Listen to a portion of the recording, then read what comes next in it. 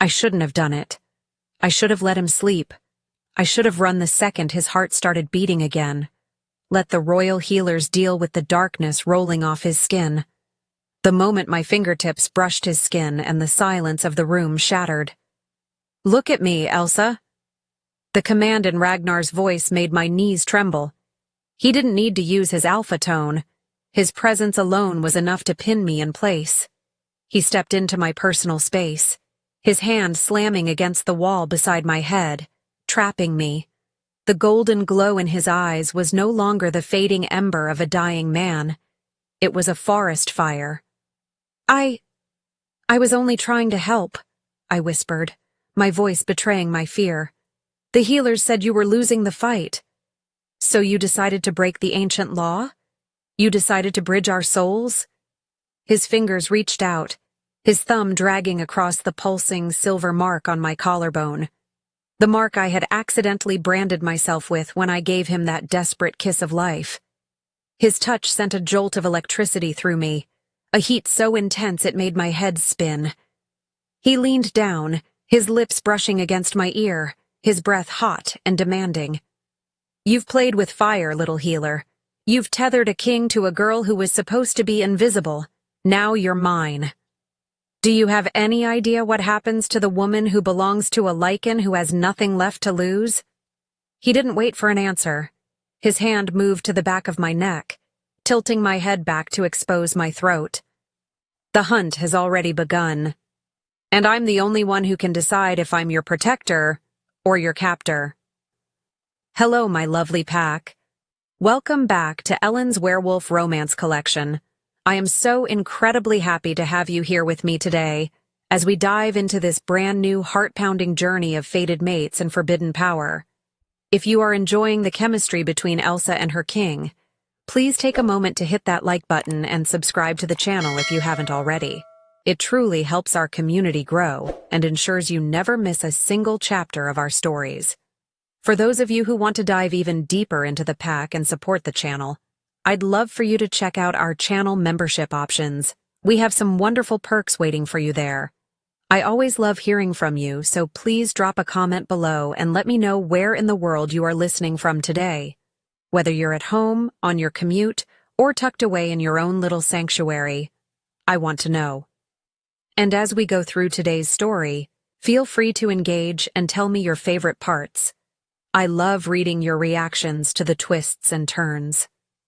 Now, let's get back to the story and see just how far Ragnar is willing to go to keep what is his.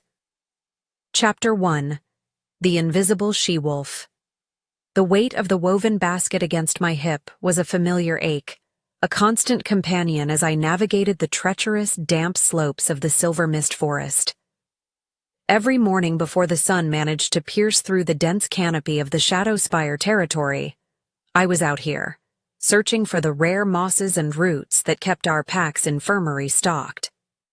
It was a role I had carved out for myself, not out of a sense of duty to the Alpha, but out of necessity.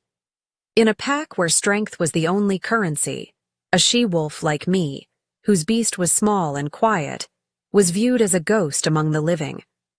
I was the girl who cleared the tables and mended the tunics, the one whose name was only spoken when there was a chore that no one else wanted to touch. My stepmother, Kate, made sure that every waking moment of my life was occupied with service, her voice a sharp whip that reminded me of my place every time I dared to linger near the warmth of the communal fire. The morning light was a pale, sickly gray as it filtered through the ancient trees, illuminating the swirling mist that gave this place its name. I moved with a practiced silence, my feet finding purchase on the slick stones and tangled roots that would have tripped a less observant shifter. My wolf, though small, was attuned to the vibrations of the earth in a way the brawny warriors of our pack could never understand. I could hear the heartbeat of the forest, the slow respiration of the trees, and the frantic scurry of small prey beneath the leaf litter. To the Shadowspire, I was a runt, a girl of no account who added nothing to their military might. They did not see the way the plants seemed to lean toward my touch, or how I could find life-saving herbs in the middle of a barren winter. I was unnoticed, And in that lack of attention, I had found a strange kind of freedom. The deeper I ventured toward the forbidden wilds, the more the atmosphere changed. The usual sounds of the forest, the chatter of squirrels and the distant howl of a patrolling sentry, faded into an eerie, expectant silence. Most of my packmates avoided this boundary, fearful of the ancient legends that claimed the wilds were haunted by the spirits of the first shifters. But I felt no such fear. Instead, I felt a magnetic pull, a tugging sensation deep within my chest that grew stronger with every step I took toward the ravine. It was as if my very soul was being reeled in by an unseen tether, dragging me away from the safety of the marked trails and toward the jagged heart of the wilderness.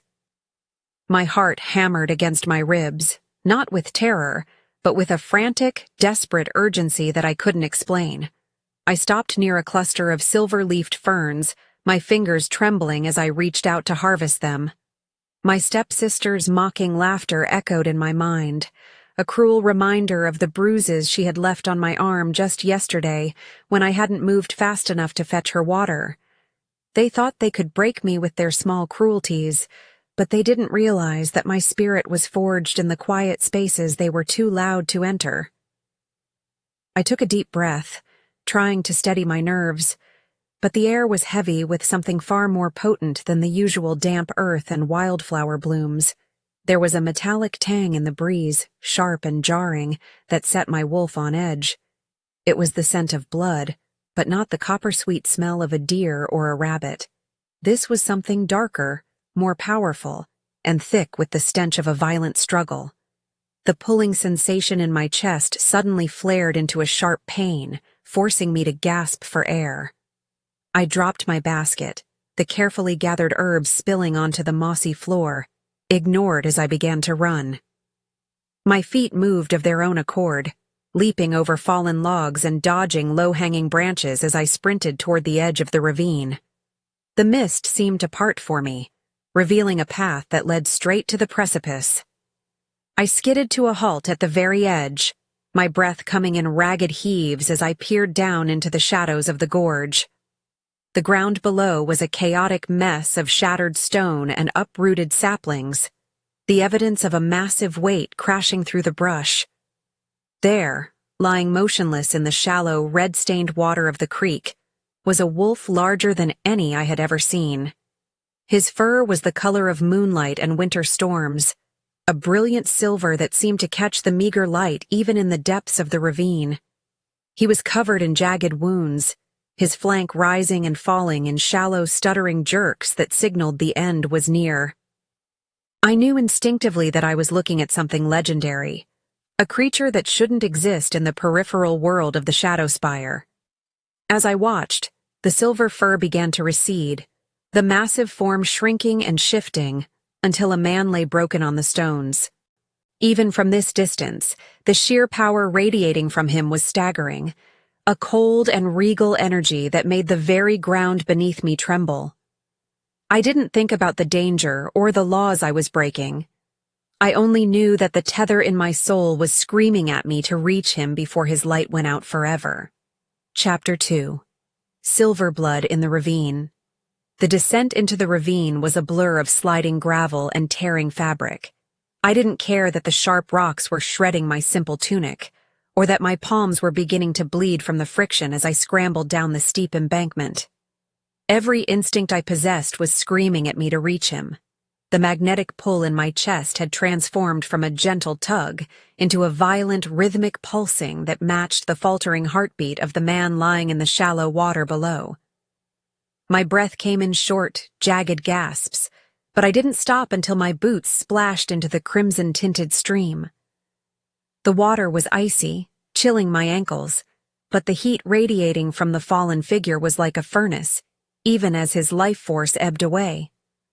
Up close, the man was even more imposing than he had appeared from the ledge. He lay on his back, his broad chest heaving with the effort of every shallow inhalation. His skin was the color of pale marble, marred by deep, jagged gashes that looked as though they had been inflicted by the claws of a beast twice his size.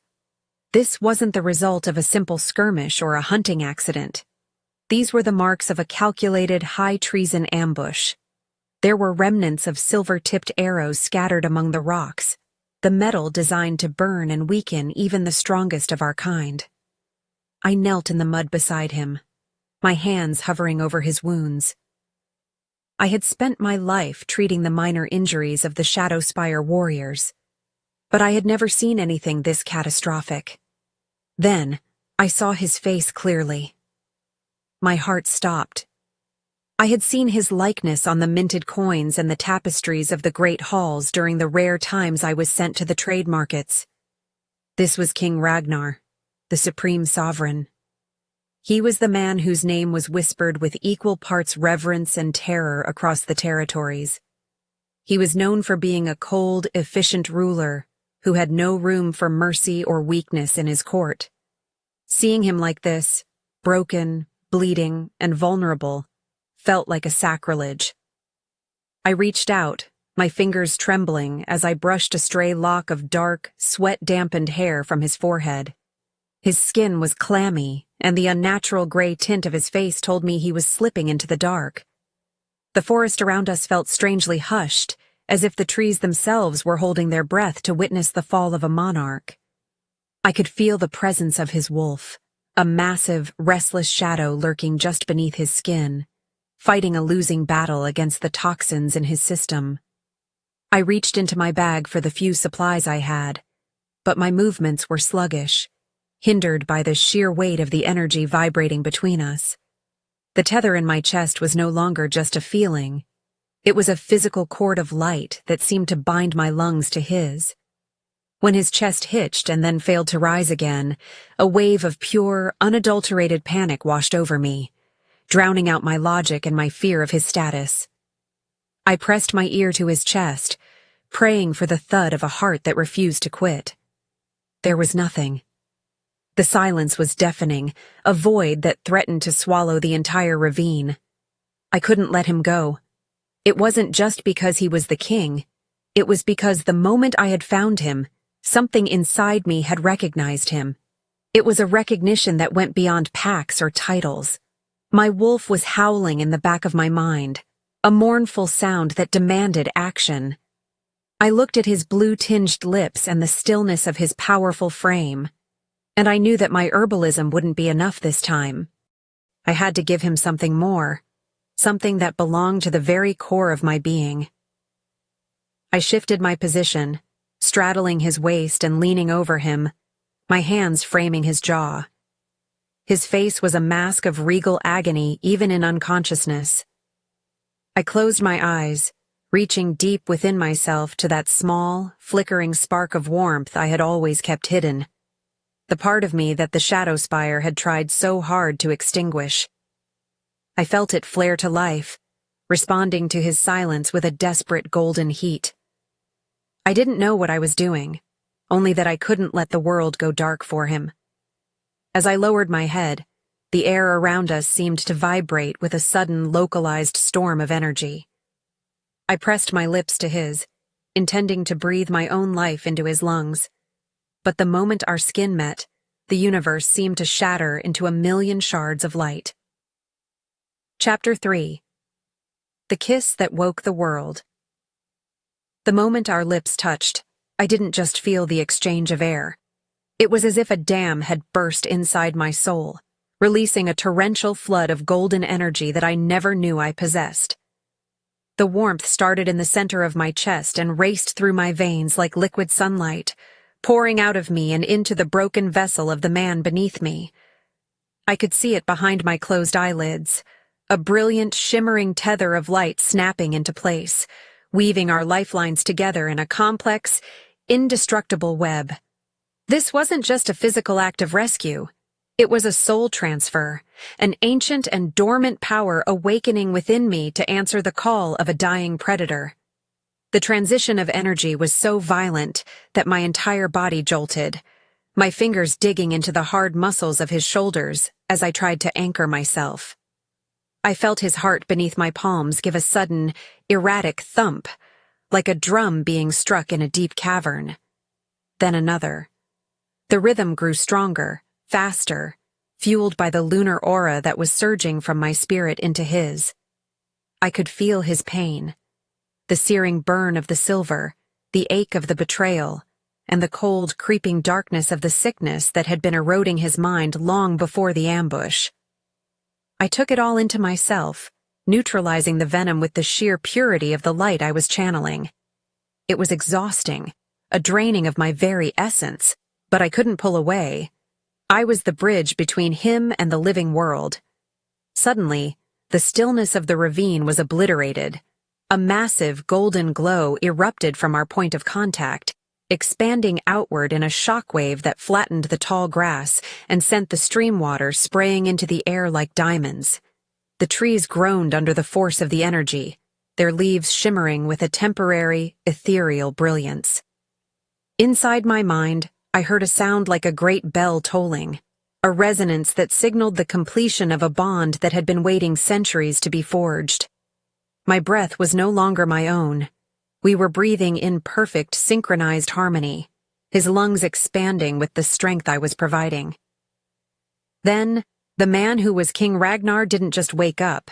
He exploded back into consciousness. His eyes snapped open, and they weren't the dull, fading color of a dying man. They were burning with a fierce, molten gold, the pupils blown wide as his wolf surged to the surface with terrifying intensity. Before I could even gasp or move back, his large hand shot up, his fingers clamping around my waist with the strength of an iron vise. The heat coming off him now was searing, a predatory fire that made my skin tingle. He didn't look at me with confusion or gratitude. He looked at me with a raw, primal hunger that made my heart leap into my throat. He sat up with a sudden, violent grace, bringing me with him so that I was pressed tightly against his broad, scarred chest. His other hand tangled in my hair, tilting my head back to expose my throat, his nostrils flaring as he took in my scent.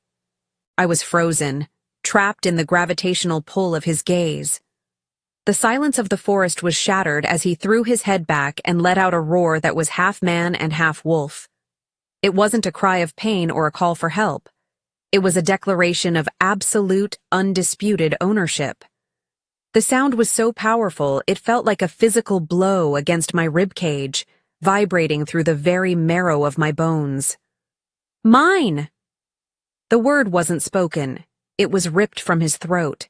A jagged, possessive command that echoed through the trees and surely reached the ears of every living creature for miles. The sheer force of his voice sent a flock of birds screaming into the sky, and even the wind seemed to die down in submission. He pulled me closer, his face burying into the crook of my neck as he let out a low, rumbling growl that vibrated against my skin. I could feel the mark on my collarbone beginning to burn, a brand of light forming under the surface, sealing the claim he had just made before the world. I was no longer the girl from the Shadow Spire. I was something else entirely, and the monster holding me had no intention of ever letting me go. Chapter 4. The Golden Tether. The roar still seemed to vibrate in the air around us, a haunting echo that refused to fade. Ragnar's grip on me didn't loosen for even a fraction of a second. If anything, he pulled me tighter against him, his fingers bruising the soft skin of my waist. I could feel the frantic racing of his heart against my own, a wild, galloping rhythm that spoke of a man who had just clawed his way back from the edge of the abyss. His scent was overwhelming now. The metallic tang of blood was being replaced by a dark, intoxicating aroma of thunderstorms and ancient earth. It was a heavy, masculine scent that seemed to coat my senses, marking me as his long before his words ever could. I tried to pull back just enough to look at his wounds, my mind still reeling from the medical emergency I had just witnessed. "You're hurt," I managed to whisper, my voice sounding small and fragile against the backdrop of his power. "The silver, the wounds on your side. You need to be still." But he didn't seem to hear me. His focus was entirely internal, his wolf-driven instincts overriding any sense of physical pain. He continued to nuzzle the side of my neck, his breathing heavy and ragged. Every time I moved, a warning growl rumbled in his chest, a low-frequency sound that told me any attempt to distance myself would be met with immediate resistance. The burning sensation on my collarbone intensified, and I looked down to see a faint, golden light shimmering through the fabric of my tunic. It was a soul brand, a mark of the fated bond that only appeared when a lunar aura and a Lycan king were perfectly aligned. To the rest of the world, I was a girl of no consequence, but this mark said otherwise. It was a visible tether, a glowing reminder that my life was now inextricably linked to the man who was currently holding me like I was the only solid thing in a crumbling world. I could feel his strength returning with every passing second, the energy I had given him acting as a catalyst for his supernatural healing. The deep gashes on his chest were already beginning to knit together, the silver-poisoned edges turning from black to a healthy pink. The sound of approaching footsteps shattered our private bubble. It wasn't the clumsy, heavy-footed movement of the Shadowspire hunters. This was the disciplined, synchronized march of elite warriors. Within seconds, the edge of the ravine was lined with men clad in black and silver armor, their weapons drawn, and their eyes scanning the terrain with lethal efficiency. These were the Royal Guards, the Black Crest Sentinels. When they saw the king sitting in the mud, covered in blood but very much alive, a collective gasp went up among them. They scrambled down the slope, their movements a blur of practiced precision, but they stopped several feet away, their eyes widening in shock at the sight of me. The lead commander, a man with a scarred face and eyes like flint, stepped forward, his sword lowered in a gesture of respect. "Sire," he breathed, his voice thick with relief. We feared the worst. The ambush was more extensive than we anticipated. We have secured the perimeter." He moved to assist Ragnar, but the moment he reached out a hand, the king's head snapped up. The golden fire in Ragnar's eyes was blinding, and his upper lip curled back to reveal elongated canines. He shifted his body, shielding me from the commander's view, his arm locking around me in a protective barrier. The commander froze, his eyes darting from the king's possessive stance to the glowing mark on my collarbone. The air between them crackled with tension, a silent communication passing between the ruler and his most trusted soldier. The other guards followed suit, their expressions shifting from concern to absolute awe. They didn't see a commoner girl. They saw the woman who had brought their king back from the dead, the one he was claiming with a ferocity that bordered on madness. One by one, the elite warriors of the Lycan realm dropped to one knee in the mud and blood of the ravine, bowing their heads in a silent, powerful tribute.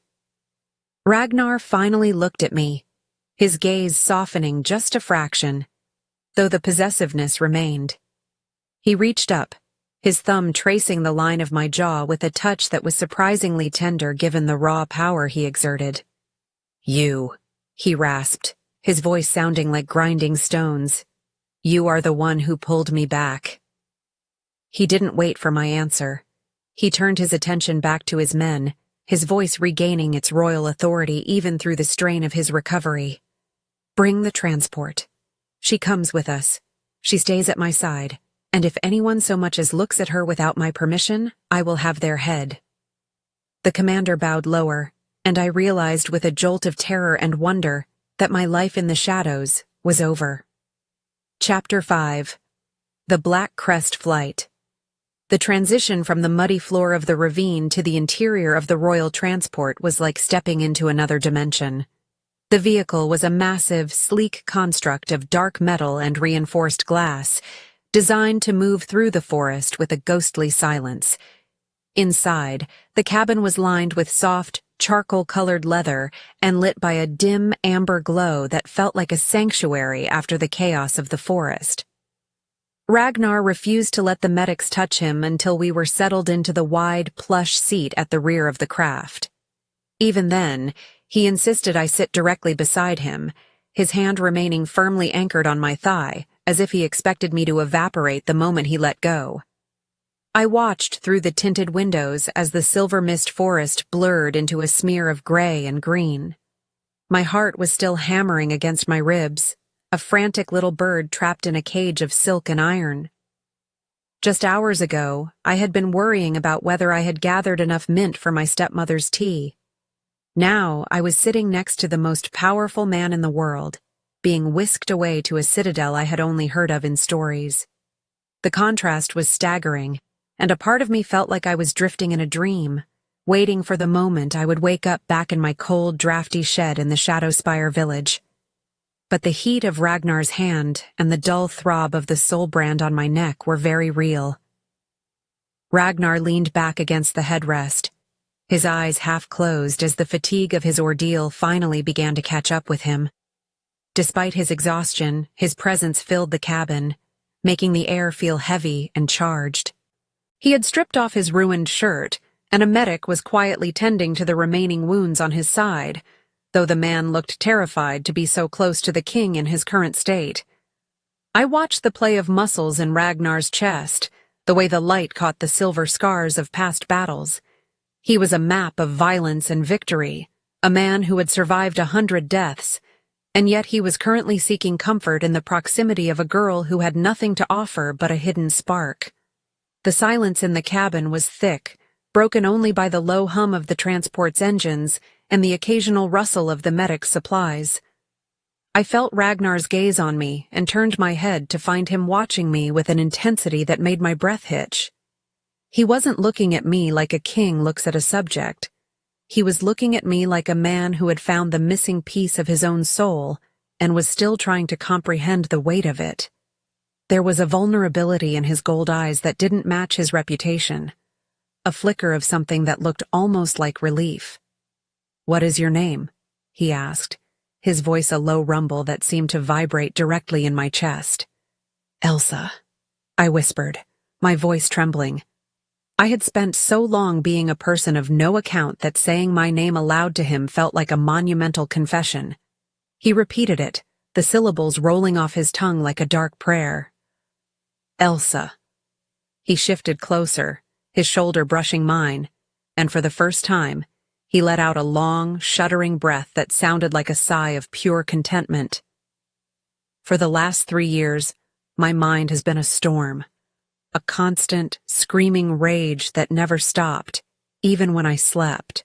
The doctors called it a sickness of the spirit, a decay that no medicine could touch. I thought I was going to lose my mind before the winter was out." He paused, his fingers tightening slightly on my leg. "But the moment you touched me, the moment you gave me that breath," the storm went quiet. For the first time in years, I can hear my own thoughts. The honesty of his confession hit me like a physical wave. I realized then that I wasn't just a healer who had patched up his physical wounds. I was the anchor for his sanity. The lunar aura within me had reached out to the feral madness of his wolf and forced it into submission, providing a peace that he had given up on finding. I looked at his powerful hands and his regal profile, and I felt a surge of something that wasn't fear or duty. It was a deep, soul-shaking empathy. We were both outcasts in our own way, me and my pack, and him in his own mind. As the transport began its steep ascent toward the mountain peaks where the Ethelgard citadel sat like a crown of white stone, Ragnar reached out and tucked a strand of hair behind my ear. His touch was lingering, his eyes never leaving mine. "They will try to tell you that you are a guest, Elsa," he said, his voice dropping to a possessive growl that made my toes curl. "They will try to treat you like a commoner who did a good deed, but make no mistake, you belong in the Black Crest, you belong to me, and I will burn this entire kingdom to the ground before I let anyone take this quiet away from me again." Chapter 6. A Cage of Silk and Stone. The Ethelgard citadel was not a building. It was a mountain carved into a monument of power. As the transport glided through the massive arched gateway, I felt the sheer scale of the white stone walls pressing in on me. The architecture was ancient and predatory, every spire reaching toward the moon like a jagged claw. Guards in shimmering silver mail lined the pathways, their faces obscured by helms, standing as motionless as statues. I pressed my forehead against the cool glass, my heart sinking as I realized just how far I was from the muddy paths and familiar herbal patches of my home. This place was a world of cold permanence, a sharp contrast to the life of seasonal survival I had known. It felt like a beautiful, terrifying cage. When the doors hissed open, the temperature dropped, the mountain air crisp and biting. Ragnar stepped out first, but he did not move more than a foot away. He waited, his hand extended toward me in a silent demand. I took it, my small fingers disappearing into his large, calloused palm. The moment we stepped onto the courtyard stones, a sea of servants and minor officials dropped into deep bows. The silence was absolute, broken only by the snapping of banners in the wind.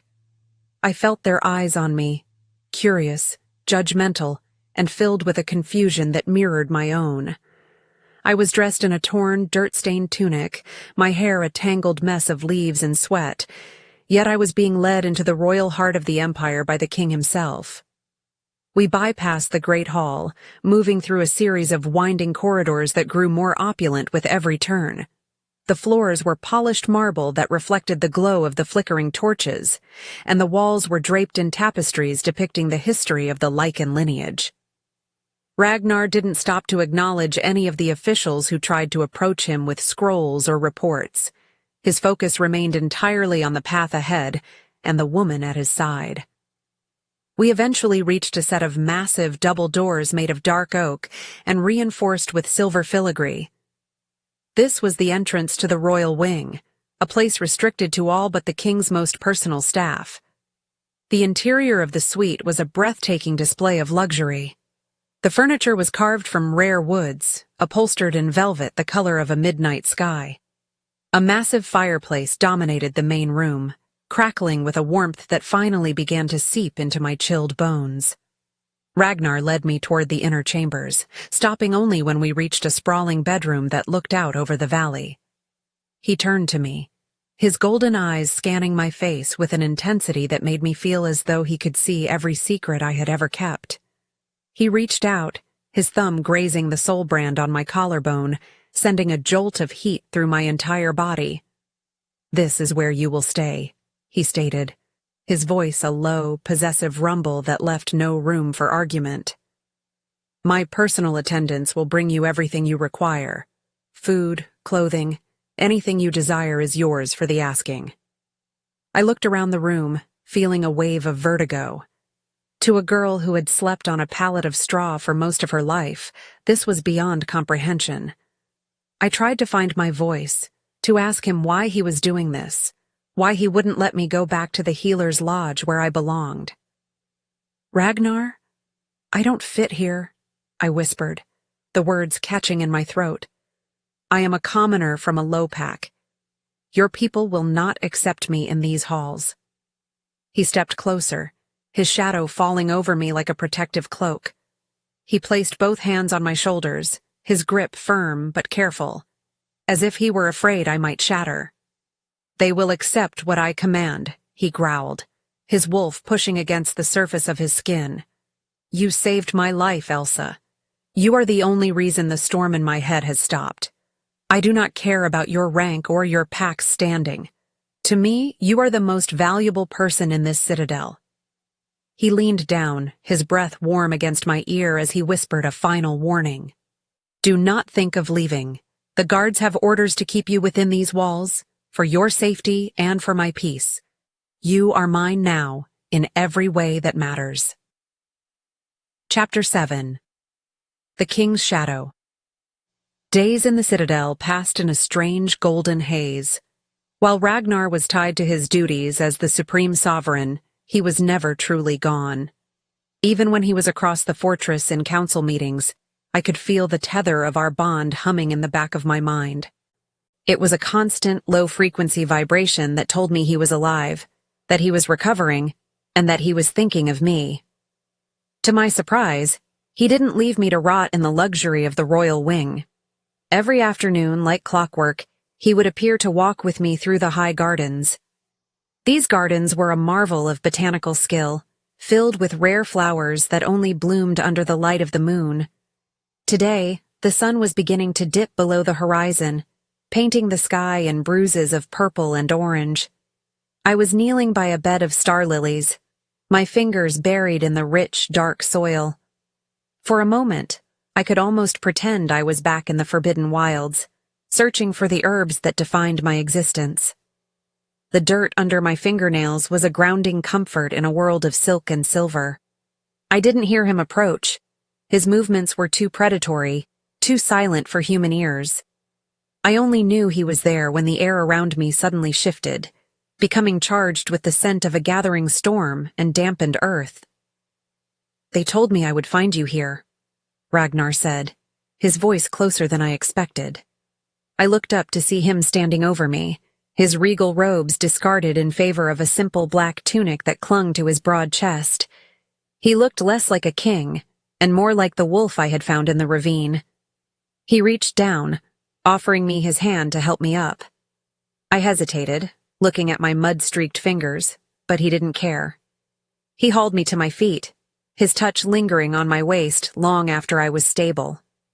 He didn't let go, instead guiding me toward a stone bench overlooking the cliffs. "You have a gift for making things grow," he observed, his eyes tracking the way the lilies seemed to perk up in my presence. I shrugged, feeling the familiar prickle of shyness. "Plants are simpler than people," I replied. "They don't care about rank or strength. They only care if you listen to what they need." He went silent for a moment, his gaze fixed on the distant mountain peaks. I could feel the restless energy of his wolf, the creature pacing within him, searching for a way to bridge the gap between us. He reached out, taking my hand in his and pressing my palm flat against the stones of the bench. "Close your eyes, Elsa," he commanded softly. I obeyed, the world going dark as my other senses sharpened. I could feel the warmth of his body beside me, the steady thrum of his heart, and the vibration of the wind. "Don't just feel the surface," he whispered, his hand covering mine, his fingers interlacing with my own. "Listen to the pulse of the earth. Everything in this kingdom has a rhythm. The stone, the roots, the water flowing beneath the mountain. My wolf hears it all, but it is usually a cacophony of noise. With you here, it becomes a melody."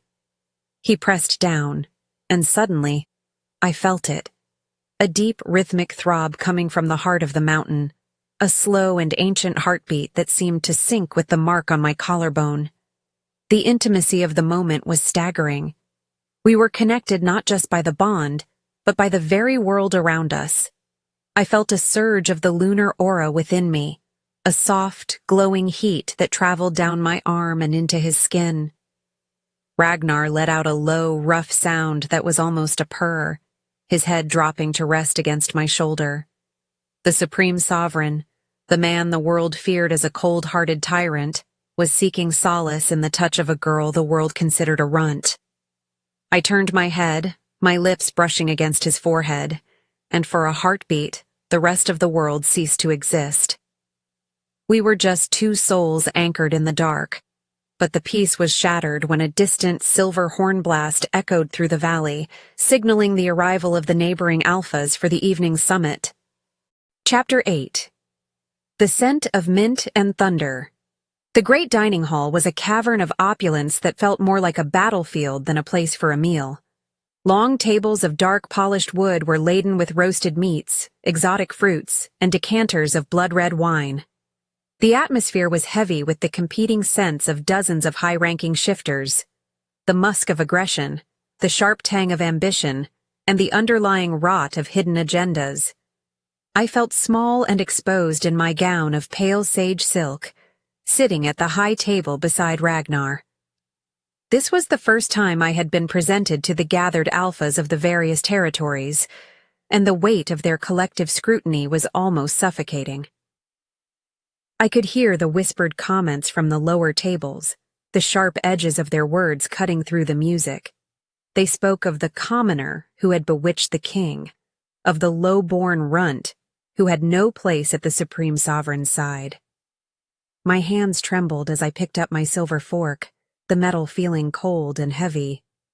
I tried to focus on the scent of crushed mint I had rubbed into my wrists earlier, a small comfort from my herbalist days, but it was being drowned out by the overwhelming sensory assault of the court. I felt like a rabbit that had wandered into a den of lions, every instinct screaming at me to run back to the shadows where I was safe. Ragnar seemed to sense my distress without even looking at me. He was engaged in a tense conversation with an alpha from the northern wastes, his expression a mask of bored indifference, but his hand was resting on the back of my chair, his thumb tracing slow, rhythmic circles against the wood. Suddenly, he shifted his weight, his presence expanding until it seemed to fill the entire space around me. It was a deliberate move, a mental cloaking that wrapped me in the scent of thunder and ancient forests. It was as if he had built a wall of power between me and the rest of the room, dulling the sharp edges of the hostile scents and muffling the cruel whispers. "Eat, Elsa," he said softly, his voice cutting through the noise like a blade. "You need your strength." I looked at him, surprised by the directness of his care. He wasn't just protecting me from physical threats. He was shielding my very spirit from the toxicity of his own court. I took a small bite of the bread, feeling the tension in my shoulders begin to ebb away under the safety of his shadow. For a few minutes, I managed to find my footing, even offering a polite nod to the commander seated across from us. But the peace was short-lived. A sudden, sharp scent of old iron and bitter herbs cut through Ragnar's protection, making my stomach churn with a sudden, inexplicable dread. High General Draven sat 3 seats down, his cold, calculating eyes fixed on me with a predatory interest. He was a man of sharp angles and hidden depths, his presence a jarring contrast to Ragnar's raw, honest power. Draven raised his glass toward me, a thin, mocking smile stretching across his face. "A fascinating addition to our table, sire," he said, his voice carrying a silken threat.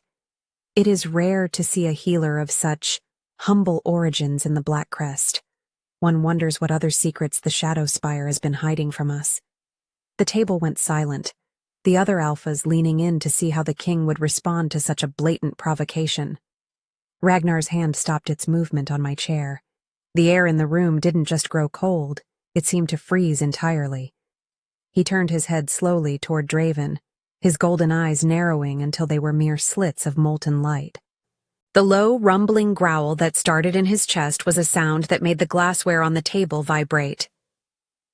"Her origins are irrelevant, Draven," Ragnar replied, his voice a dangerous, quiet rasp. "She is the lunar aura. She is my mate. And if you ever speak of her with that tone again, I will ensure it is the last time you speak at all." The general's smile faltered, but the malice in his eyes didn't fade. He bowed his head in a mock gesture of submission, but as I looked down at my plate, I saw a drop of dark, oily liquid staining the white tablecloth beside my hand, a silent warning of the poison that was already beginning to circulate in the heart of the palace. Chapter 9. Who did this to you? The aftermath of the dinner left me feeling drained and hollow. Ragnar had escorted me back to our suite in a silence that was thick with suppressed rage. I knew it wasn't directed at me, but the sheer force of his anger was a terrifying thing to behold. Once the doors were locked and the guards were posted outside, he paced the length of the room like a caged beast, his muscles twitching with the need to shift and hunt. I stayed by the window, watching the moonlight dance on the mountain peaks, trying to pro Elsa the fact that I had just been publicly claimed by the king of all Lycans. The weight of the title Lunar Queen felt like a leaden crown I wasn't ready to wear. "I should have killed him where he sat," Ragnar growled, his voice cracking with the strain of his control. "Draven thinks he can test me because I have been focused on my recovery. He thinks your presence makes me weak." He stopped his pacing, turning to look at me, his gaze softening as it landed on my tired form. "He is wrong. You are the only thing that makes me strong enough to hold this kingdom together." He crossed the room in 3 long strides, stopping just inches from me. He reached out, his fingers brushing against the silk of my gown. "You are trembling, Elsa. Tell me what is wrong." "It's just... everything is so much," I whispered, looking down at my feet. "I'm not used to people looking at me, Ragnar. In my pack, being unnoticed was my only safety." As I spoke, I shifted my weight, and the silk of my gown pulled tight across my shoulders. I winced as a dull ache flared in the small of my back, a lingering reminder of a punishment I had received weeks ago from my stepmother for a minor transgression. Ragnar's eyes sharpened instantly, his predatory instincts picking up on my momentary discomfort. Before I could protest, his hands moved to the laces at the back of my dress, his movements efficient and undeniable. "What are you doing?" I gasped, trying to pull away, but he held me firmly in place. "Ragnar, stop!"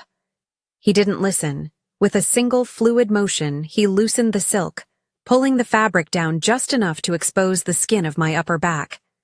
I froze, the cool air hitting my skin, feeling a wave of deep, burning shame. I knew what he would see. The skin there was a map of old, faded welts and jagged scars, the physical evidence of years of systematic mistreatment. They were the marks of a girl who had been used as a punching bag by those who were supposed to protect her. I kept my head bowed, waiting for the disgust I was sure would follow. The room went deathly silent. I expected him to say something, to ask why I was so damaged, or perhaps to turn away from the sight of such ugliness. Instead, I felt the temperature in the room plummet. Ragnar's breathing became a series of low, dangerous huffs. When I finally dared to look over my shoulder, I saw that his face had transformed. His eyes were no longer gold. They were a terrifying, solid black, the pupils having swallowed the iris entirely. His wolf was at the very surface, his claws extending and retracting as he stared at the scars on my back. His hand reached out, his fingers hovering just a fraction of an inch above the oldest mark, his touch trembling with a mix of reverence and murderous intent. "Who did this to you?" he whispered, and the sound wasn't human. It was the roar of a hurricane contained within a man's throat. I tried to pull my dress back up, but he caught my wrists, his grip like iron. "Elsa, give me the names." I looked into his dark, fractured eyes and saw a level of devotion that terrified me. He wasn't just angry. He was devastated by the thought of my pain. "It was my pack," I managed to say, my voice breaking. "My stepmother, her children. It was just how things were for a runt." Ragnar let out a jagged, pained sound, pulling me into his chest and burying his face in my hair. "They will pray for the mercy of death before I am finished with them," he vowed, his voice a promise of absolute annihilation. "Every hand that touches you in malice will be severed. I will make the Shadow Spire a graveyard for what they did to my mate." Chapter 10. The Moon Pool's Temptation. The following morning, the atmosphere in the citadel was taut with expectation. Ragnar had spent the night in a state of restless protective fury, refusing to leave my side for even a moment. However, the physical toll of his recovery and the mental strain of holding back his wolf were beginning to show. The obsidian decay, though halted by my kiss, still left a lingering weakness in his bones that only the sacred waters of the moon pool could soothe. This was a place of deep magic, a bathhouse carved into the very roots of the mountain where the lunar energy was at its strongest. Ragnar had asked me to accompany him, claiming he needed my presence to keep his beast grounded during the ritual. The moon pool chamber was a cathedral of steam and silver light. A massive circular pool occupied the center of the room, fed by a waterfall that cascaded down a wall of translucent quartz. The water shimmered with an inner radiance, casting dancing reflections against the arched ceiling. The air was warm and heavy with the scent of ancient minerals and something that smelled like the first rain of spring. I stood by the edge of the water, my heart racing as Ragnar stripped away his outer layers. He was a vision of raw masculine power, all hard angles, scarred muscle, and predatory grace. Even with the lingering shadows of the decay beneath his skin, he was the most beautiful thing I had ever seen. "The water is cold at first," he said, his voice echoing in the vast space. He stepped into the pool, the silver liquid swirling around his waist. He looked back at me, his gaze heavy with a longing that made my knees weak. "Come here, Elsa. The bond is restless today. I can feel your heart beating faster than mine." I hesitated, looking down at my simple linen shift, but the pull in my chest was undeniable. I stepped into the water, the initial chill making me gasp, but as I moved closer to him, the warmth of his aura began to radiate through the silver depths. I waded toward him until we were standing chest to chest in the center of the pool. The steam curled around us, creating a private world where titles and kingdoms didn't matter. Ragnar reached out, his wet hands sliding up my arms to rest on my shoulders. The water seemed to amplify the connection between us, the lunar aura within me responding to the sacred energy of the pool. I felt a sense of profound peace wash over me, the fear and the shame of the previous night beginning to dissolve in the silver light. I looked up at him, my breath hitching as I realized how close we were. His face was inches from mine, his eyes searching my soul with a desperate, hungry intensity. "You are the only thing that feels real to me anymore," he whispered, his thumb tracing the curve of my bottom lip. "In this court, everything is a lie or a trap. But your light is the only truth I have left." He leaned in, his forehead resting against mine. The tension between us was a physical cord, pulling us closer until I could feel the heat of his skin through my damp shift. My hands found their way to his chest, my fingers curling into the hair there as I pulled him toward me. I wanted him to kiss me, not as a life-saving measure, but as a claim of the heart. The world around us blurred into a haze of silver and shadow, as his lips finally brushed against mine in a ghost of a promise. We were a heartbeat away from losing ourselves in each other when the heavy stone doors of the chamber were thrown open with a violent crash. The sound echoed like a thunderclap, shattering the silence and the intimacy of the moment. Ragnar reacted instantly, his wolf surging to the surface as he swung around to shield me, his body tensing for a fight. A frantic guard stood in the doorway, his face pale and his armor dented. "Sire, forgive the intrusion," the man gasped, his voice trembling with terror. "The perimeter has been breached. The northern gate has fallen, and they are already inside the lower levels. It's an uprising, sire. Draven has moved sooner than we feared." Chapter 11. The First Gift. The chaos of the breach was handled with a surgical, terrifying efficiency that only the Black Crest Sentinels could provide. Ragnar had stepped out of the moon pool, his body dripping with silver water, and within seconds he was the commander of a war machine. He didn't even put on a shirt before he was barking orders, his wolf snarling just beneath his skin. It turned out the uprising was a small, coordinated group of mercenaries, likely a test of the Citadel's new security, and they were neutralized before they reached the royal wing. However, the atmosphere of the palace remained charged with a frantic electric tension. The peace of the bath was a memory, replaced by the grim reality that the throne was under siege from within. 2 days later, the Citadel was still on high alert, but Ragnar finally found a moment of quiet to summon me to his private study. The room was filled with the smell of old parchment and the metallic tang of polished steel. He was standing by the window, his back to me, silhouetted against the rising moon. When he turned, his expression was softer than it had been since the attack. He held a small, velvet-lined box in his hands, his fingers brushing the fabric with a strange sort of reverence. I stood by the door, still feeling like a guest who had overstayed her welcome, despite the mark on my neck that throbbed with every beat of his heart. "Elsa, come here," he said, his voice a low, beckoning rumble. I walked toward him, my steps silent on the heavy rugs. He opened the box, revealing a necklace that seemed to hold a piece of the sun within its craftsmanship. It was a sunstone, a gem that pulsed with a warm golden light that perfectly matched the hue of my lunar aura. The gold chain was delicate, yet looked strong enough to hold back a storm. "This belonged to the first queen of Athelgard," he whispered, lifting the necklace from its bed. "They say it only shines when it is near a soul that possesses the true light of the moon. I have watched it sit in the vaults, cold and dark, for my entire life." He stepped behind me, his hand steady as he moved my hair to one side. I felt the cool metal of the chain settle against my skin, and the moment the sunstone touched my chest, it erupted in a brilliant, steady glow.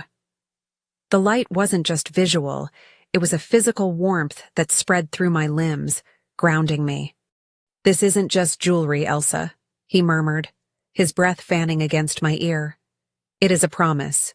It is a sign to every person in this fortress that you are under my protection. But more than that, it is a reminder to you that you are not some servant I rescued from a ravine. You are my equal." I looked at my reflection in the dark glass of the window, seeing the way the stone illuminated the silver flecks in my eyes. For the first time, I didn't see a runt or a victim of the shadow spire. I saw a woman who carried the light of a kingdom. Ragnar turned me around, his hands resting on my shoulders, his gaze heavy with a devotion that made my breath catch. He didn't ask for a thank you. He simply watched me, as if the sight of the stone against my skin was the only reward he required. "Wear it always," he commanded, though the edge of the order was softened by his touch. "As long as you wear this, my wolf will always be able to find you, no matter how deep the shadows become." Chapter 12. The Rival's Insult. The Council of Alphas was a den of vipers, and today the venom was particularly potent. We were gathered in the strategy room, a circular chamber where a massive map of the territories was projected onto a stone table via ancient light crystals. Ragnar sat at the head, his face a mask of iron, while the various leaders of the outer packs debated the security of the borders. I sat just behind him, a silent observer whose presence clearly irritated several of the men in the room.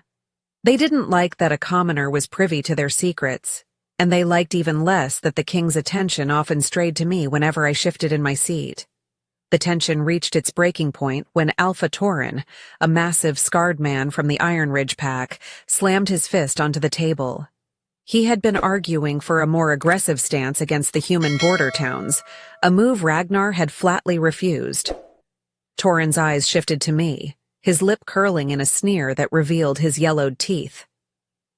"Perhaps our sovereign is too distracted by his new pet to see the logic of war," Tauren barked, his voice echoing off the stone walls. "We are warriors, and we are being led by a man who spends his nights coddling a low-born runt from the mud of the Shadowspire. Tell me, King, does she provide more than just a soft bed, or has she truly cast a spell on your common sense?" The room went so silent, I could hear the flickering of the torches. I felt the heat of embarrassment rise in my cheeks, the old feeling of being small and defenseless threatening to swallow me. I gripped the sunstone at my neck, my knuckles turning white. But before I could even pro-Elsa the insult, the air in the room seemed to vanish. Ragnar didn't yell. He didn't growl. He simply stood up, and the sheer weight of his presence was enough to make the other alphas move their chairs back in fear. He moved with a speed that the eye couldn't track, and in the next heartbeat, he was standing directly in front of Tauren. Ragnar's hand shot out, his fingers wrapping around Tauren's throat with enough force to lift the massive alpha onto his toes. The sound of Tauren's gasping was the only noise in the chamber. "You speak of her as if you are worthy of breathing the same air," Ragnar said, his voice a terrifying, quiet rasp that made the hair on my arms stand up. "You think her birth defines her? Her soul brought me back from the threshold of death while you were likely cowering in your mountains. She is the future queen of this nation, and you are nothing but a barking dog who has forgotten his place." With a flick of his wrist, Ragnar slammed Tauren down onto the stone floor. "Kneel," he commanded, the word carrying the full weight of his royal authority. Torin tried to resist, his muscles bulging, but Ragnar's aura was a physical crushing force that he couldn't fight. The Iron Ridge Alpha was forced down onto both knees, his head bowed in the dirt. "You will apologize to her," Ragnar growled, his hand resting on the hilt of his blade. "And you will do it now, or you will leave this room without your tongue." The other alphas watched in absolute terror as Torin, humbled and broken, stuttered out a frantic apology to me. I realized then that Ragnar wasn't just protecting me. He was forcing the world to see me through his eyes. Chapter 13. The Shadow Rot Returns. The victory in the council room was short-lived. That evening, as the moon began its ascent, I felt a sudden cold shiver through our bond. It wasn't the usual protective hum of Ragnar's energy. It was a jagged, decaying vibration that felt like ice water in my veins. I ran to the royal suite, my heart hammering against my ribs. I found him in the center of the bedroom, his back arched in agony and his hands clawing at the fine silk of the bedsheets. The veins in his neck were standing out, pulsing with a dark, oily light. The sickness, the shadow rot that had nearly killed him in the ravine, was surging back with a vengeance. He let out a sound that was barely human, a mangled roar of pain and feral frustration. His eyes were shifting rapidly between their natural gold and a fractured, splintered black. "Elsa, get out!" he wheezed, his body jerking as his wolf fought to take control. "The darkness, it's clawing its way back. I can't hold it." The air around him began to distort, a localized storm of negative energy that made the shadows in the corners of the room stretch and writhe like living things. He was losing himself to the madness that claimed all great Lycans, a primal rage that would turn him into a mindless monster if it wasn't stopped. I didn't listen to his command to leave. Instead, I stepped into the center of the storm. The pressure was intense, making it hard to breathe, but the sunstone at my neck was pulsing with a brilliant defensive light. I reached for him, my hands finding his face despite his attempts to push me away. His skin was burning hot, yet he was shivering with a bone-deep cold.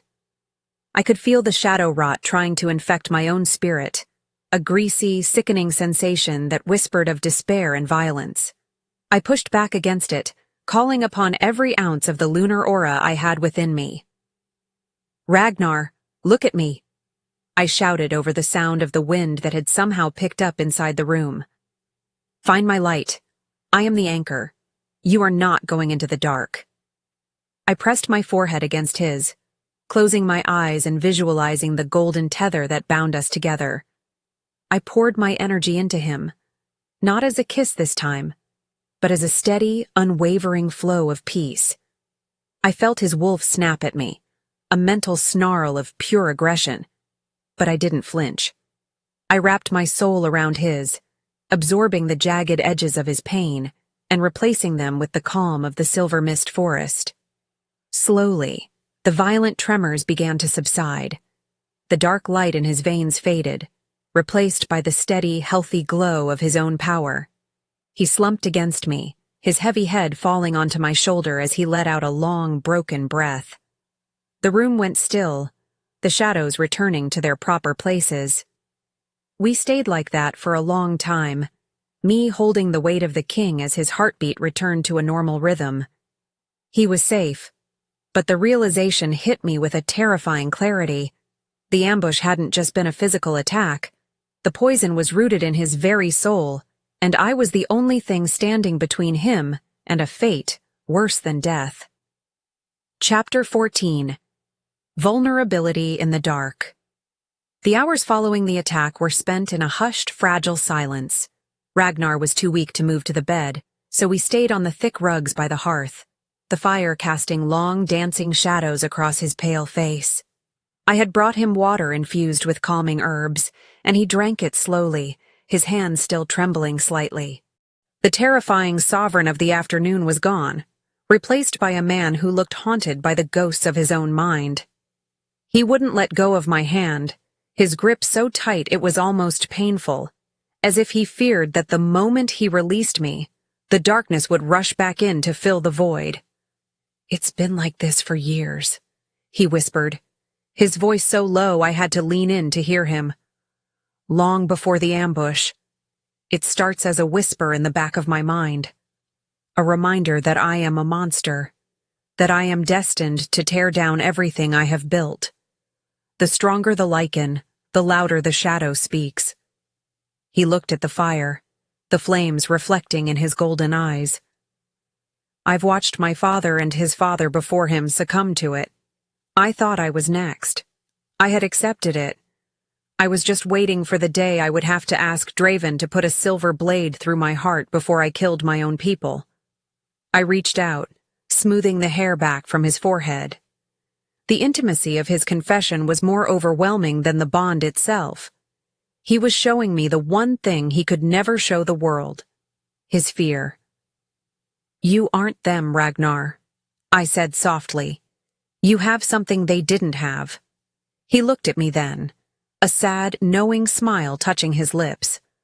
"I have you," he murmured. "A girl from a pack that didn't even know your name. And yet you carry the only power in the world that can quiet the beast.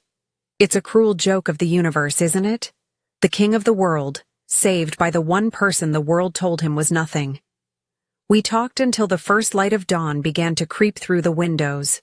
He told me about his childhood, about the weight of a crown he never asked for, and the loneliness of a life where every touch was a transaction of power.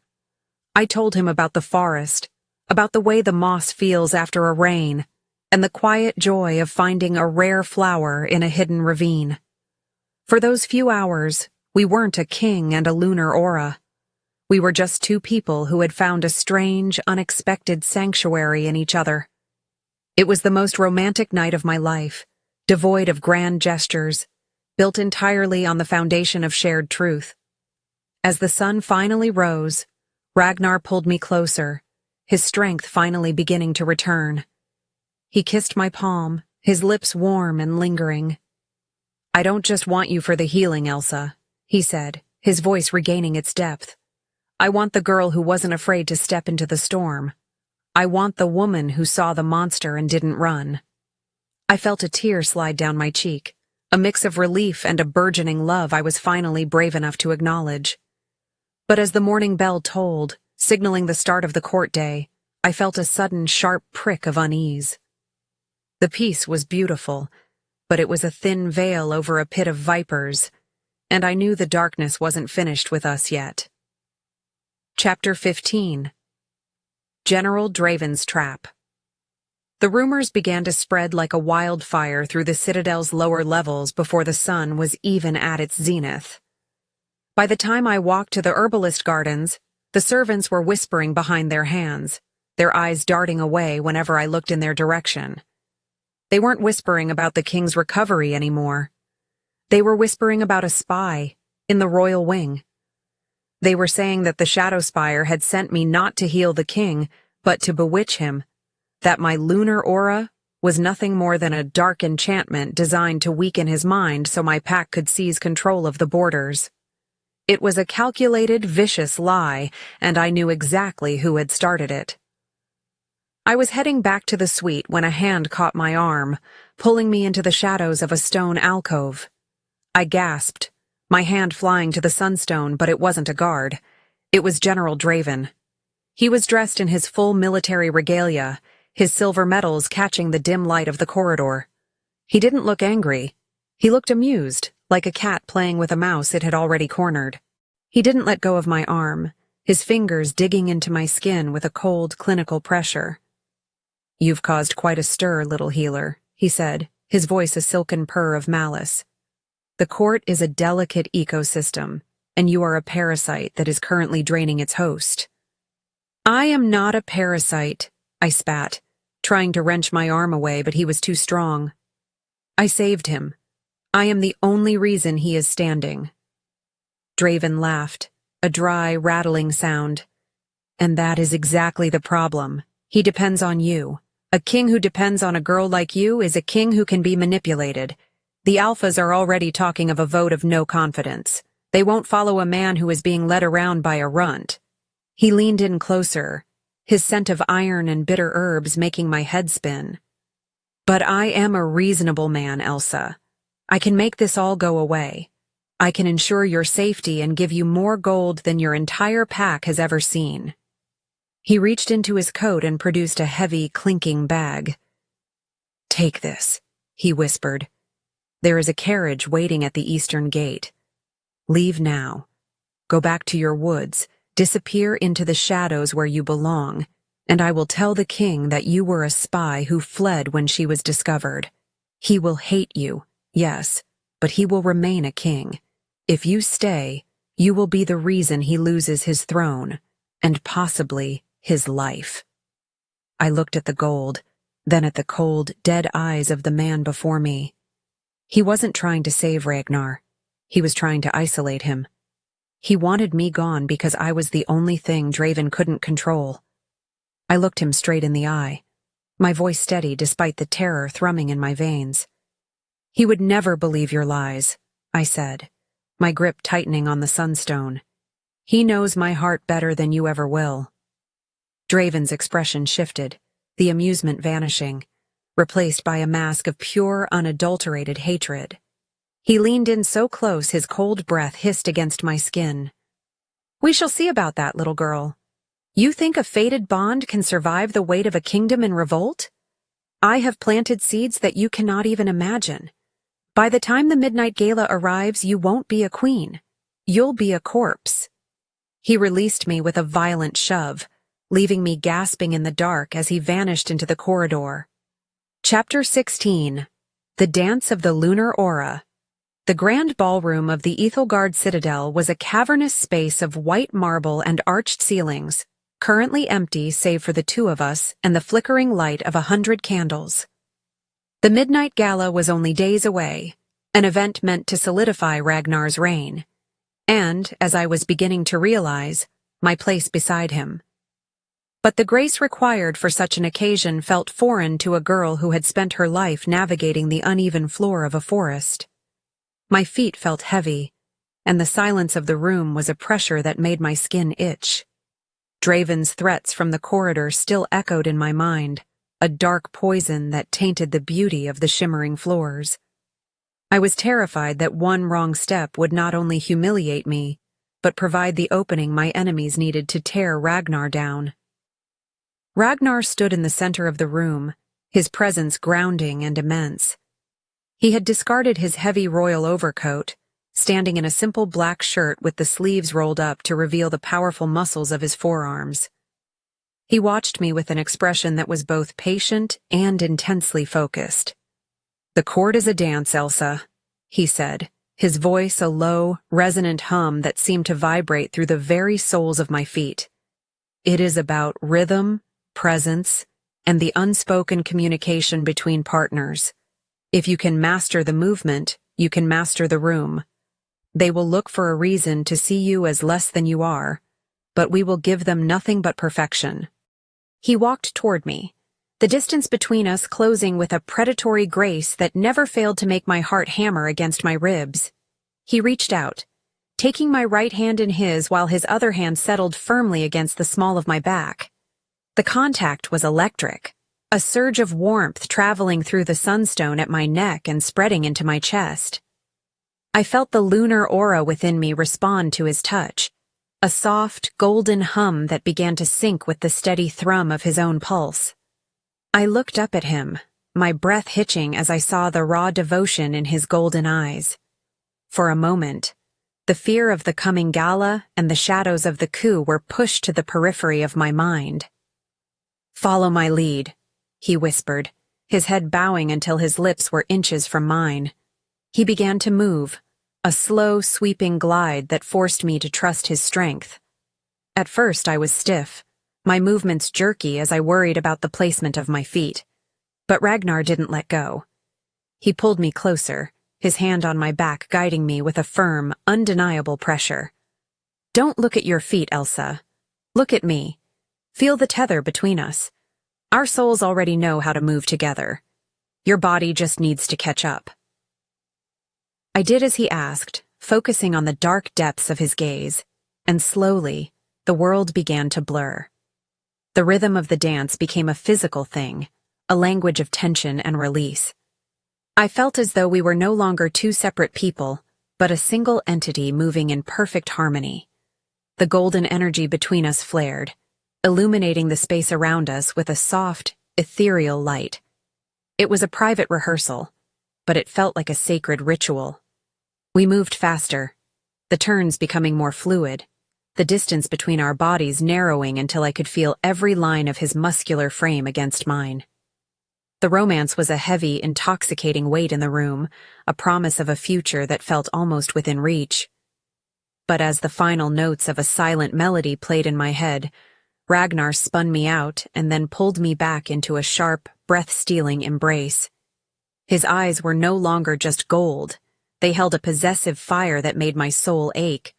We were in perfect sync, two halves of a whole, but as I looked past his shoulder at the dark shadows of the balcony, I saw a single silver-clad figure watching us from the darkness. The figure vanished the moment I made eye contact, leaving behind a cold, biting chill that reminded me that our dance was being watched by those who wished to see it end in blood. Chapter 17. The Secret of the Runt. The library of the Citadel was a labyrinth of ancient stone and towering shelves that smelled of dust, old leather, and secrets. While Ragnar dealt with the logistics of the gala, I sought refuge here, driven by a desperate need to understand the power that had awakened inside me. I had been called a runt and a commoner my entire life, yet the energy that had saved the king felt like something ancient and formidable. I spent hours poring over crumbling scrolls and heavy silver-bound tomes, my fingers tracing the faded ink of a history that the Shadowspire had never bothered to teach. The more I read, the more I realized that the history of my kind was far more complex than a simple hierarchy of strength. Deep in the restricted archives, tucked behind a collection of military strategies, I found a small, unassuming book bound in white wolfskin. The pages were vellum, so thin they were almost translucent. As I opened it, the sunstone around my neck began to pulse with a rhythmic, insistent light. The text was written in an archaic dialect of the Lycan tongue, one that spoke of the first era of the moon. My eyes widened as I translated the passages, the words leaping off the page with a terrifying clarity.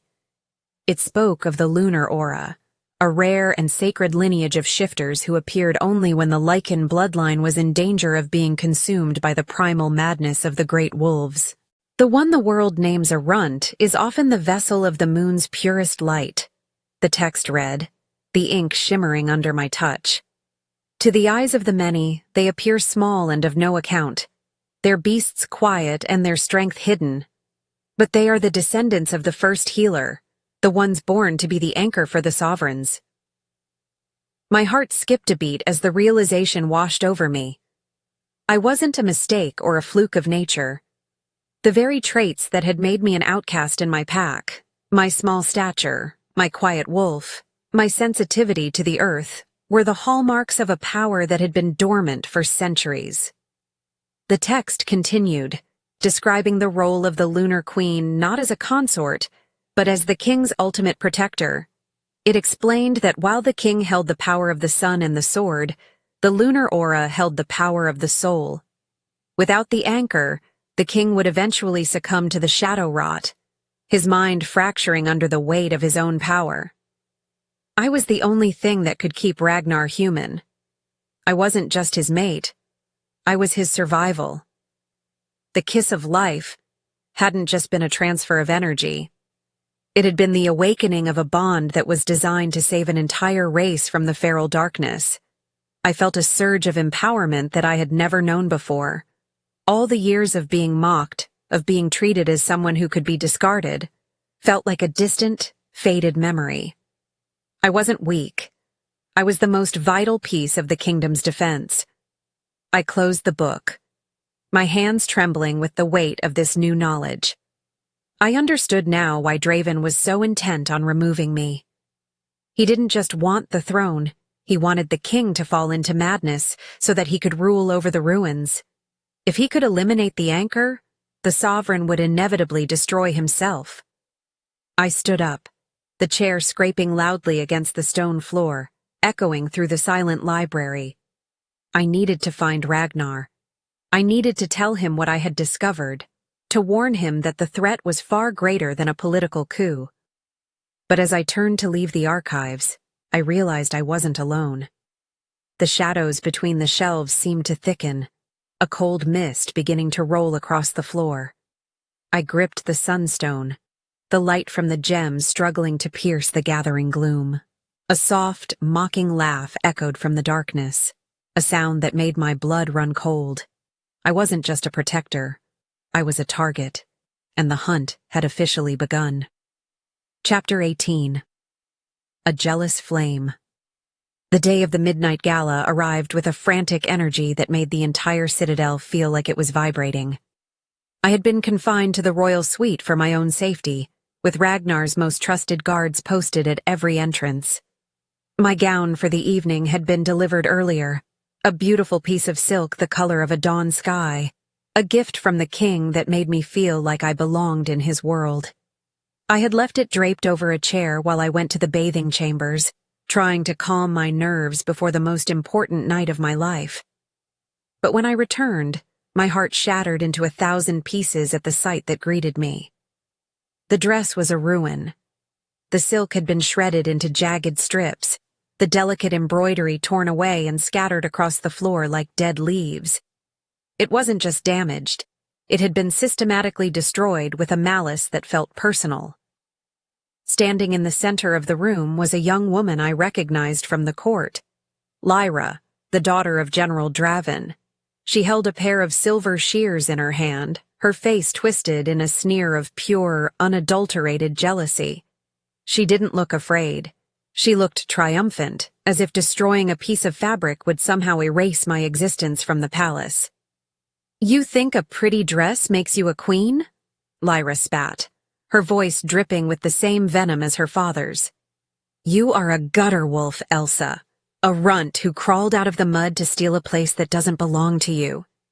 My father has spent years preparing me to take the throne at Ragnar's side. We will not let a commoner who smells of herbs and dirt ruin everything we have built." She dropped the shears, the metal clattering loudly on the marble. "Go ahead, cry to your king. Tell him that the world knows you for what you truly are. By the time the gala begins, you will be nothing but a memory." I didn't cry. The old Elsa might have shrunk away, might have accepted the humiliation as her due. But the woman who carried the lunar aura felt a different kind of heat rising in her chest. It wasn't sadness. It was a quiet, steady flame of defiance. I looked at the ruined silk, then back at the girl who thought she could break me with such a small cruelty. "You think my value is in a dress, Lyra?"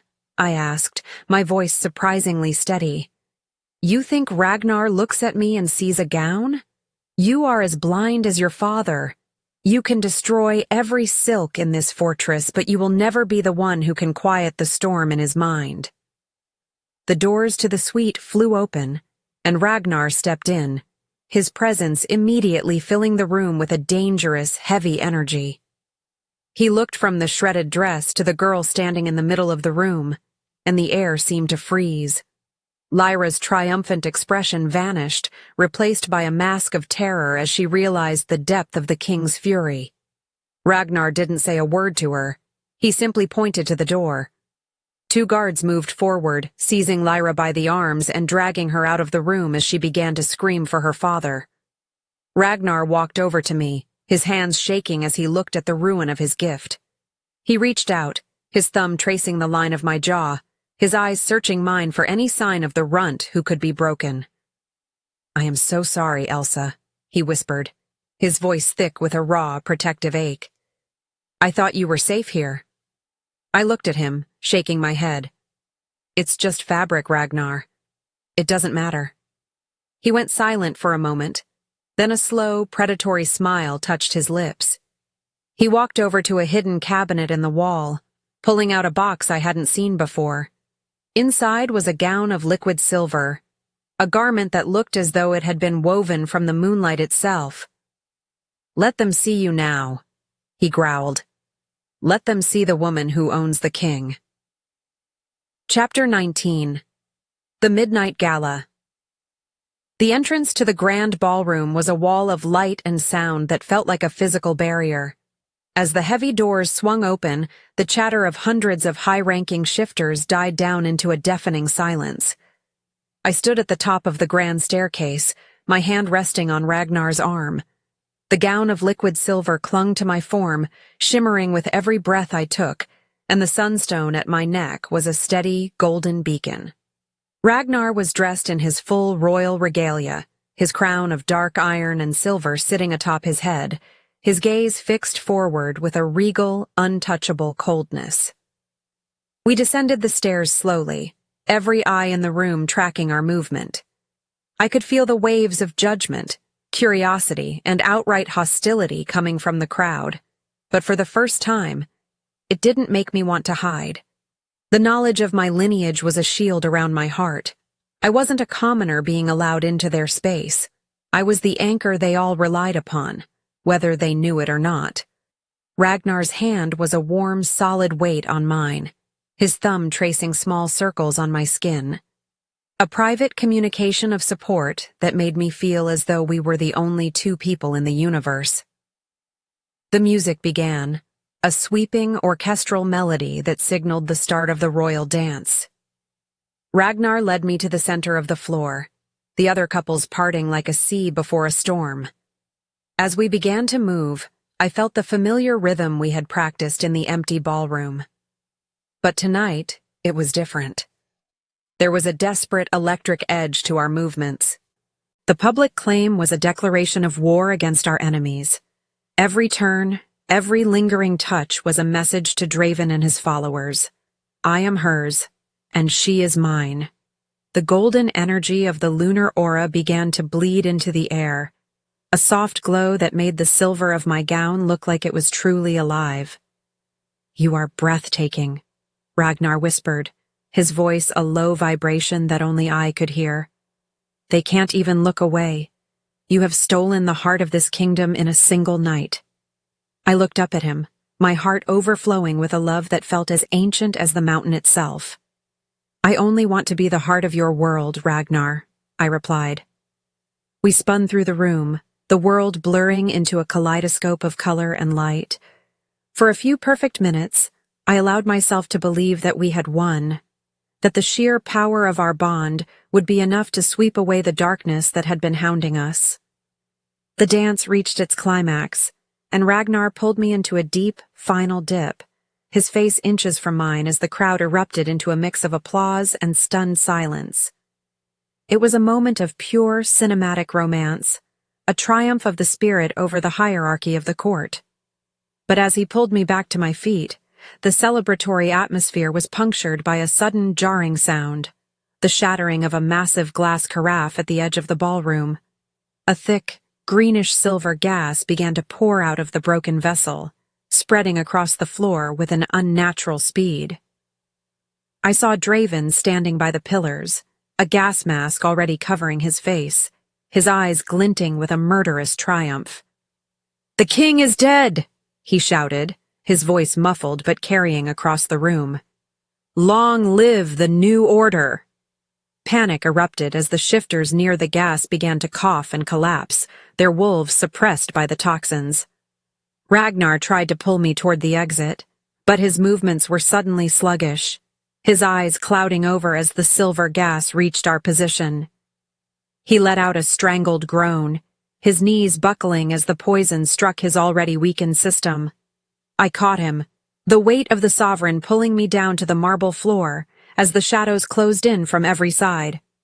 Chapter 20. The Coup of Shadows. The ballroom, once a place of light and music, was transformed into a nightmare of choking mist and terrified screams. The silver gas was a heavy, cloying fog that clung to the floor, acting like a spiritual anchor that dragged the shifters down into a state of paralyzed weakness. It was a specialized toxin, designed specifically to target the connection between a Lycan and their wolf. All around us, the elite warriors of the Ethelgard court were falling like wheat before a scythe, their eyes rolling back as they struggled to breathe. I, however, felt a strange burning clarity.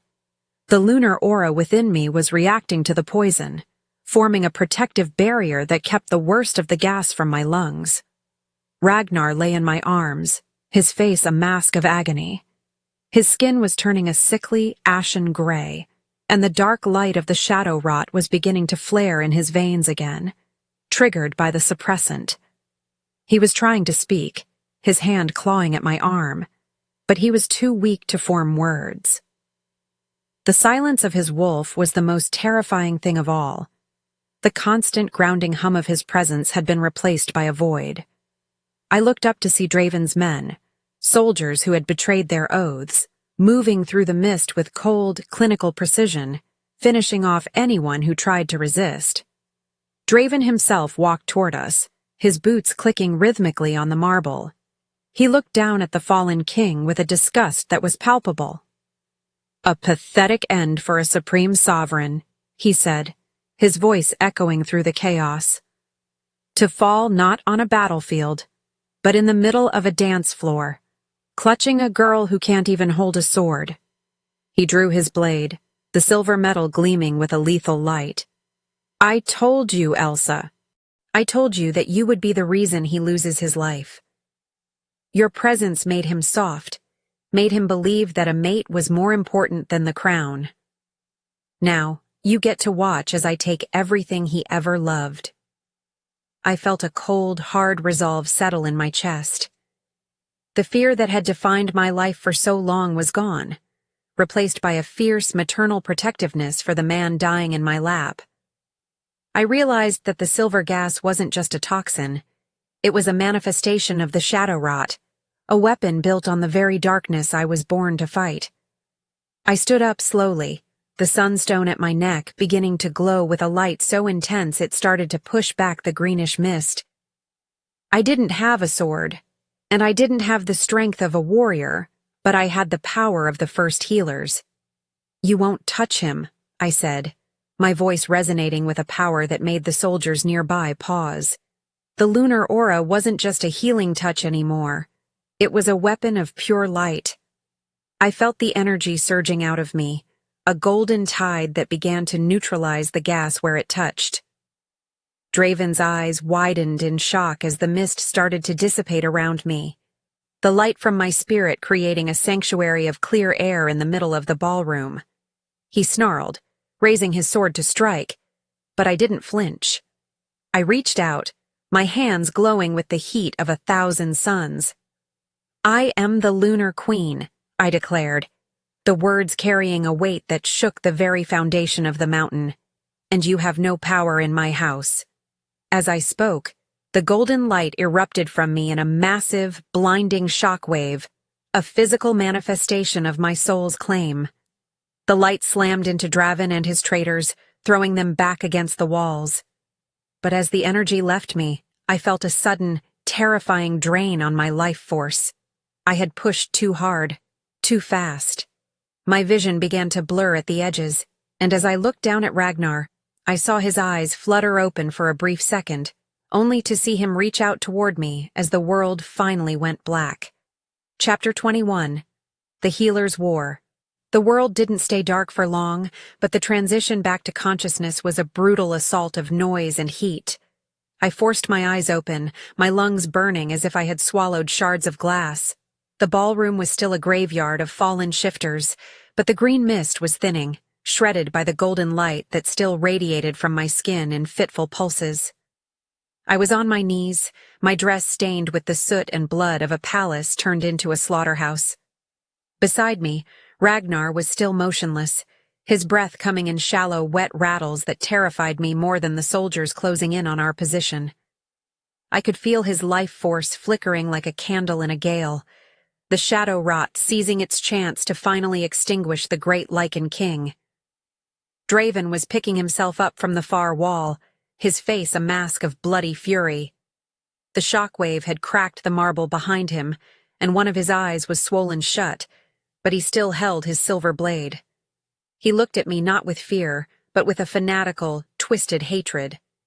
He gestured to the remaining traitors, men who had shaken off the stun of my blast and were now drawing their sidearms. "Kill her!" he screamed, his voice cracking with desperation. "Forget the king! Kill the girl first! She is the source of the light! If she falls, he dies with her!" I didn't have a weapon. I didn't have the training of a warrior. But as I watched the soldiers step forward, their boots crunching on the broken glass, I felt a resonance deep in my marrow. It was the ancient memory of the lunar aura, a power that wasn't just meant to mend flesh, but to protect the sanctuary of the soul. I reached out and placed one hand on Ragnar's chest and the other palm facing the approaching men. I didn't try to push them away with force this time. Instead, I imagined the kiss of life expanding, a bubble of pure, revitalizing energy that acted as a shield against everything that was unnatural and poisonous. A barrier of shimmering gold erupted around us, a dome of light that hummed with the frequency of a celestial bell. When the first soldier fired his crossbow, the silver bolt didn't pierce the light. It simply disintegrated into dust the moment it touched the perimeter. The men stopped, their faces pale as they realized they were facing a power they couldn't calculate or conquer. I felt the drain on my spirit, a heavy, dragging exhaustion that threatened to pull me under. But I locked my jaw. I looked at Draven through the translucent gold of my shield, and for the first time in my life, I felt the terrifying weight of my own authority. "You speak of strength as if it only belongs to those who carry steel," I said, my voice echoing through the chamber with a clarity that cut through the remaining fog. "But you have forgotten that the moon governs the tides and the hearts of all living things. You brought your rod into this house, and now you will see it burned away." I focused all my intent on the mark on my collarbone, drawing the energy directly from the bond. I wasn't just a healer anymore. I was the firewall between my mate and the abyss. I poured the light into the floor, sending ripples of golden heat across the marble that sought out the silver gas and neutralized it on contact. As the air cleared, I felt a change in the man beneath my hand. Ragnar's heart gave a sudden, powerful lurch, and the gray tint of his skin began to dissolve, replaced by a fierce, healthy bronze. The shadow rot that had been clawing at his mind met the full force of my aura and recoiled, scorched by a purity it couldn't survive. I felt him move, his large hand coming up to cover mine on his chest. The touch was no longer weak. It was the grip of a predator who had just been handed back his life. He looked up at me, his eyes no longer fractured but glowing with a solid, terrifying gold that promised a reckoning the kingdom would never forget. Chapter 22. The King's Wrath. The heat radiating from Ragnar was no longer the fever of a dying man. It was the furnace of a god-tier predator reclaiming his throne. He stood up with a slow, deliberate grace that sent a wave of visible terror through the ranks of the traitors. I stumbled back, my legs finally giving out as the exhaustion of the healer's war took its toll. But he caught me with one arm, pulling me against his side. His touch was a grounding force, a pillar of absolute strength that kept me from collapsing into a heap of silver silk and spent energy. He didn't look at me yet. His focus was entirely on the man who had dared to bring poison into his sanctuary. "Draven," Ragnar said, and the name sounded like a death sentence. The sound wasn't loud, but it carried to every corner of the ballroom, vibrating in the very stone of the mountain. He stepped forward, releasing me only when he was sure I could stand. The golden light of my aura was still clinging to him, weaving through his dark hair and illuminating the scars on his chest. The shadow rot was gone, purged by the intensity of our combined bond, leaving behind a version of the king that was more powerful than anything the histories had ever recorded. He didn't even draw a sword. He didn't need one. Draven tried to strike, a desperate lunging motion with his silver blade aimed at Ragnar's throat. The king didn't flinch. He moved with a speed that made the general look like he was moving through water, his hand snapping out to catch Draven's wrist. The sound of bone shattering echoed through the silent room, followed by the clatter of the silver sword hitting the floor. Draven let out a strangled cry of agony, but Ragnar didn't let go. He leaned in, his face inches from the traitors, his golden eyes burning with a righteous, unshakable fury. "You thought I was weak because I chose to find peace," Ragnar growled, his voice a low-frequency rumble that made the remaining traitors drop their weapons in surrender. "You thought my mate was a liability because she didn't come from a line of warriors. You were wrong. She is the only reason you are still breathing long enough to see your legacy turn to ash." He didn't give Draven a chance to respond. With a surge of raw, Lycan power, he threw the general across the room, the man's body hitting the heavy stone pillars with a sickening thud. Draven collapsed, broken and defeated, his dreams of a coup dying in the shadows of the very throne he had tried to steal. The royal guard, those who had been paralyzed by the gas but were now recovering thanks to the purge of the air, swarmed the room. They moved with a renewed ferocity, seizing the traitors and securing the exits. The transition from chaos back to order was swift and merciless. Ragnar stood in the center of the destruction, the undisputed sovereign once more. He looked around the room, his gaze lingering on the fallen warriors and the terrified nobles, and then he finally turned back to me. The murderous light in his eyes vanished instantly, replaced by a look of such profound, raw vulnerability that it made my heart ache. He crossed the distance between us in a single stride, his hands framing my face with a tenderness that defied his terrifying display of power. He looked for any injury, his thumbs tracing the line of my jaw as if he couldn't believe I was still there. "Elsa," he whispered, his voice cracking. "You did it. You fought the darkness for me." I reached up, covering his hands with mine, the warmth of the sunstone still pulsing between us. The obsidian decay was a memory, the threat was neutralized, and for the first time since I had found him in that ravine, the weight of the world felt like it had finally been lifted. But as the guards began to clear the bodies, I saw a flicker of doubt in his gaze that told me our journey wasn't quite over. Chapter 23. More Than a Debt. The days following the midnight gala were a blur of reconstruction and quiet recovery. The citadel was being scrubbed of the traitor's influence, and the story of the Runt Queen who had saved the king twice over was already becoming a legend that stretched far beyond the mountain peaks.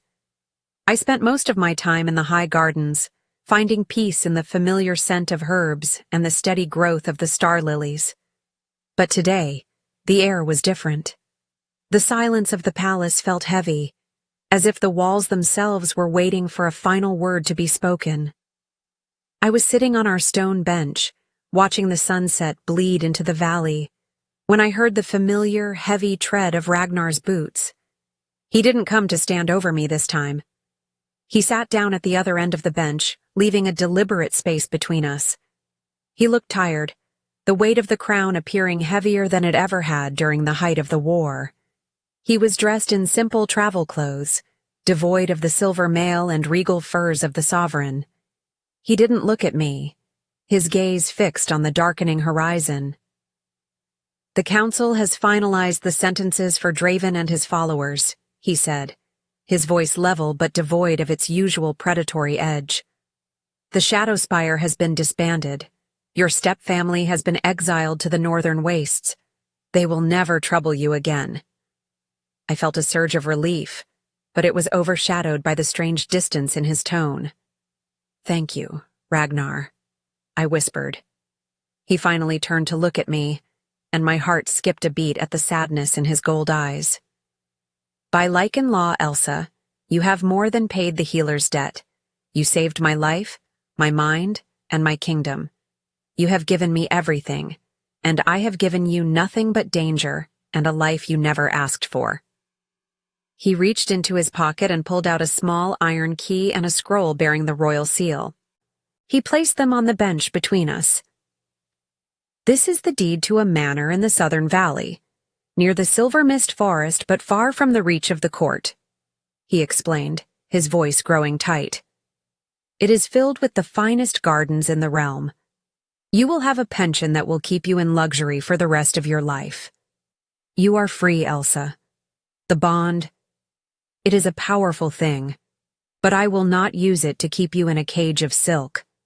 I want you to have the choice I never had." He stood up, his tall frame silhouetted against the dying light. "If you wish to leave, the carriage is ready at the gate. I will tell the world that you are my most honored advisor, living in well-earned peace." The realization hit me like a physical blow.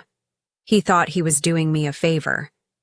He thought that because he was a monster and a king, I could only ever be with him out of duty or the force of the fated bond. He didn't understand that the girl who had gathered herbs in the mud was the same woman who had stood in the center of a magical storm for him. I stood up, the chair scraping loudly, and stepped into his space, forcing him to look at me. I didn't reach for the key or the deed. I reached for his hand, lacing my fingers through his and feeling the familiar, electric thrum of our connection.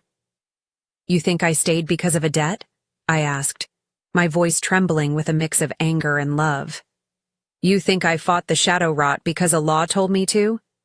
I pulled his hand up and pressed it against the sunstone at my neck, which flared with a brilliant, golden heat in response. "I didn't give you the kiss of life to save a king, Ragnar. I gave it to save the man who made the world feel quiet for the first time in my life. I don't want a manor in the valley. I don't want to be an advisor." I looked him straight in the eyes, my soul laid bare. "I want to be exactly where I am. I want to stay because I love you, not because the moon told me I had to." Chapter 24. The Coronation of the Heart. The day of the final ceremony was nothing like the midnight gala. There were no masks, no hidden poisons, and no green mist lurking in the shadows. The entire nation had gathered at the base of the Ethelgard mountain, a sea of shifters from every pack, including those who had once looked down upon the Shadow Spire with nothing but disdain.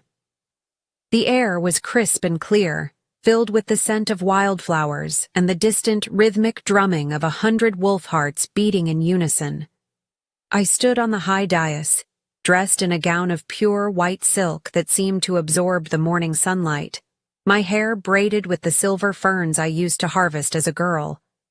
Ragnar stood before me, but he wasn't wearing his crown. He had handed it to his lead commander, standing before his people as a man first and a king second.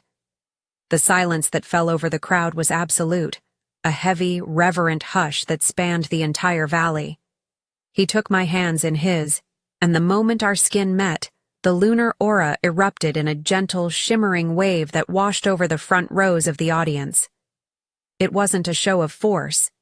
It was a blessing, a physical manifestation of the peace we had fought so hard to secure. Ragnar looked at me, and the devotion in his eyes was so bright it made my vision blur with tears. "To my people, I am a sovereign." Ragnar's voice boomed, carried by the wind to the furthest reaches of the assembly. "I have led you with a cold heart and a sharp sword, believing that strength was the only way to survive. But I was dying in the dark until a girl from the shadows brought me back to the light." He slowly lowered himself to one knee, a move that sent a collective gasp through the thousands of shifters watching. The Supreme Sovereign, a man who had never bowed to anyone, was kneeling in the dirt before a woman the world had once called a runt. "Elsa of the Silver Mist, you are not just my mate. You are my queen, my anchor, and my soul. I belong to you as much as you belong to me." He reached out and took the lunar crown, a delicate shifting circle of moonstone and sunstone, and placed it on my head. As the metal touched my brow, the bond between us solidified into something indestructible, a golden bridge that would span the rest of our lives. I looked out over the kingdom and saw not judgment, but hope. They saw a queen who understood the value of quiet places, a woman who knew that true power didn't come from the size of a wolf, but from the resilience of the heart. I reached down and pulled Ragnar to his feet, my fingers tangling in the dark hair at the nape of his neck as I brought his lips to mine. The kiss was the final seal, a public promise that echoed the one we had made in the silence of the ravine. It wasn't a kiss of life to save a dying man. It was a kiss of love to begin a new era. The crowd erupted into a roar of approval that shook the mountain, a sound of joy that replaced the screams of the coup. As we eventually pulled apart, Ragnar leaned in, his forehead resting against mine, his breath warm and steady. The obsidian decay was gone, the traitors were a memory, and the future was a vast, open horizon that we would navigate together. We walked to the edge of the balcony, looking out over a kingdom that was finally at peace. The sun was beginning its slow descent, painting the world in shades of gold and violet. Ragnar wrapped his arm around my waist, pulling me back into the solid, protective heat of his chest. He took a deep breath, his nostrils flaring as he took in the scent of mint and wildflowers that still clung to me.